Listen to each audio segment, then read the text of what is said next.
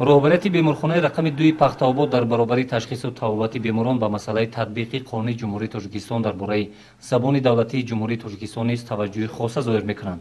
масъулин тибқи нақшаи тасдиқнамудаи сардуктури беморхона оид ба амалисозии қонуни номбурда фаъолияти худро ба роҳ монда тамоми шиору овезаҳоро бо риояи қоидаҳои имлои забони адабӣ овезон карданд. дар шӯъбаҳои беморхона шиору овезаҳои марбут ба ҳар як санаҳои таърихӣ насб гаштааст.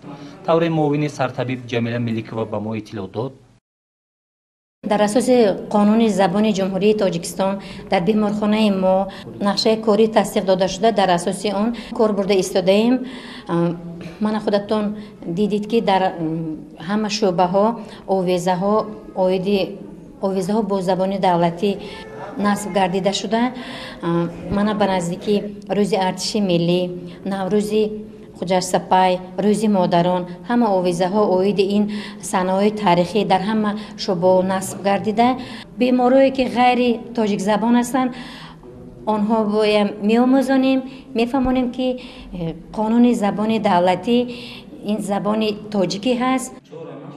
бо мақсади иҷрои талаботи қонуни ҷумҳурии Тоҷикистон дар бораи забони давлатии ҷумҳурии Тоҷикистон масъулини беморхонаи рақами 2 пахтаобод тасмим гирифтанд ки имсол низ барои такмили забондонии кормандонашон дарси омӯзиши забони давлатиро роҳандозӣ кунанд. сол то сол амалисозии қонуни мазкур дар тамоми соҳаҳои хоҷагии халқи кишвар ба назар мерасад. татбиқи бандҳои қонуни забони давлатиро масъулини муассисаи таҳсилоти миёнаи умумии рақами 26 низ хеле хуб ба роҳ монданд.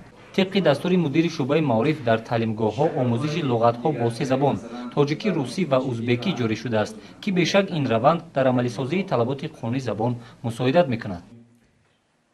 ما آموزش زبان دولتی هم در بین خوانندگان هم در بین آموزگاران تشکیل کرده شده. خود 4 نفر آموزگارانی که متخصص جوان به حساب می‌رود با آنها را با مؤسسه ما جلب کردیم، آنها به خوانندگان درس می‌دهند. در مؤسسه آیید آموزش زبان دولتی تخته صنف تشکیل کرده شده هستیم که خودتان گواه شدید. با آنها هر روز کلمه ها عوض کرده با خوانندگان رسانده می شود.